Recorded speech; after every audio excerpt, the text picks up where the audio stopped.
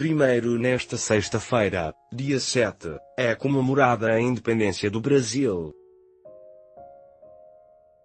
E se você pensa que este assunto só foi tratado em Novo Mundo, novela da Globo que passou recentemente, está muito enganado. Antes da novela das 6, algumas produções focaram no tema e deram aula de história do Brasil, do seu jeito, é claro. Começando por Quinto dos Infernos.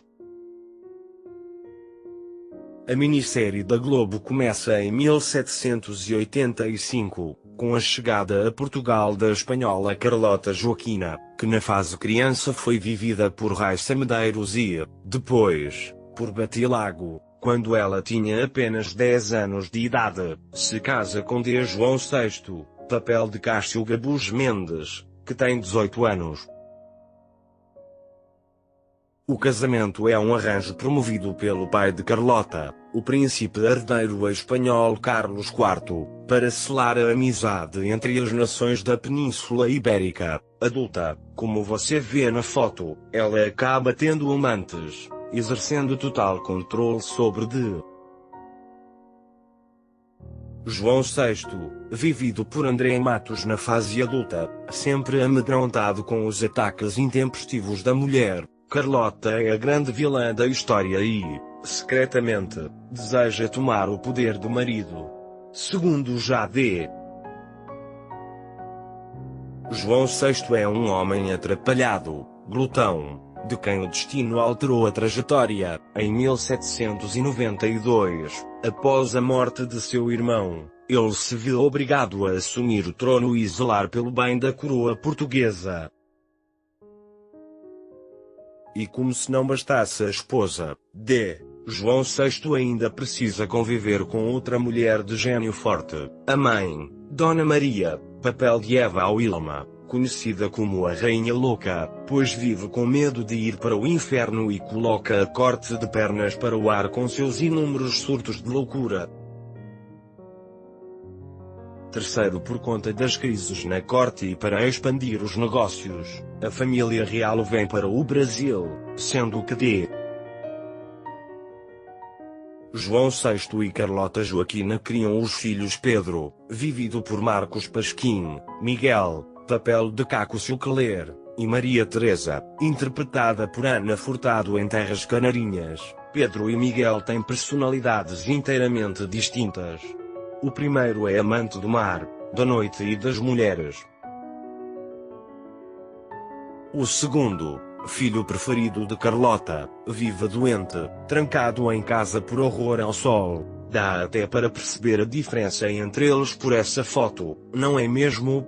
Quarto, outro ponto importante nessa história, assim como na história do Brasil, é Francisco Gomes, papel de Humberto Martins, o Chalaça.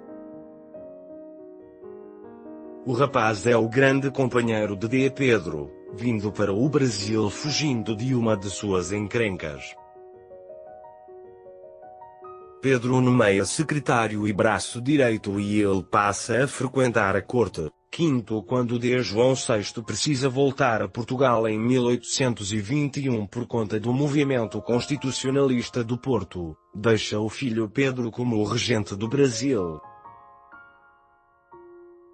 Carlota e Miguel partem junto com D. João, o que faz com que D. Pedro articule e lidere o movimento de independência do Brasil, que rolou em 1822. Mas ele não era flor que se cheirasse.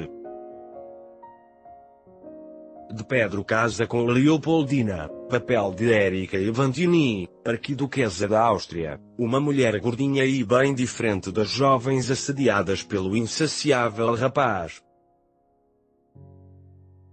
Por conta disso, aliás, ele não consegue resistir às outras mulheres e logo se apaixona perdidamente por Domitila, a Marquesa de Santos, vivida por Luana Piovani, que se torna sua amante até o final de seus dias no Brasil, onde entra Cláudia Abreu nessa história.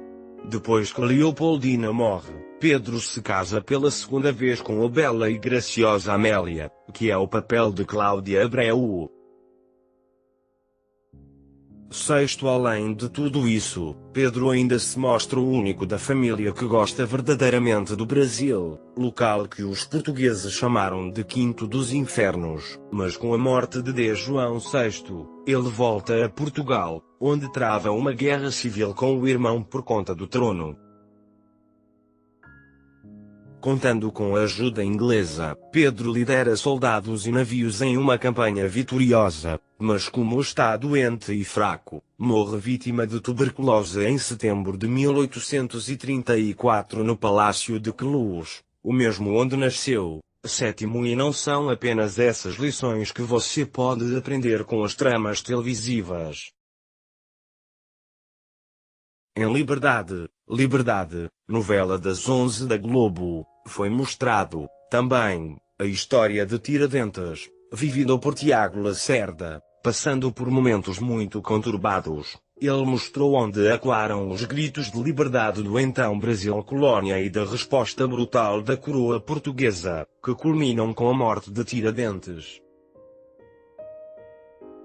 Oitavo, além disso, a novela também tratou de um tema muito importante para a época, o homossexualismo. Isso através dos personagens André, vivido por Caio Blatt, e Tolentino, a quem Ricardo Pereira deu vida. Como consequência deste amor, aliás, a forca voltou a aparecer novamente. Nono, os bordéis, tão comuns nesta época, onde diversos temas políticos e da independência eram discutidos, também foram representados de forma fiel em Liberdade. As atrizes que faziam parte deste elenco chegaram, inclusive, a deixar os pelos crescerem para poderem dar maior vivacidade à trama. Décimo, e o que falar das perucas que os membros da realeza e seus soldados usavam antigamente, assim como as classes altas do país? Olha aí aquela branca, bastante característica dessa época.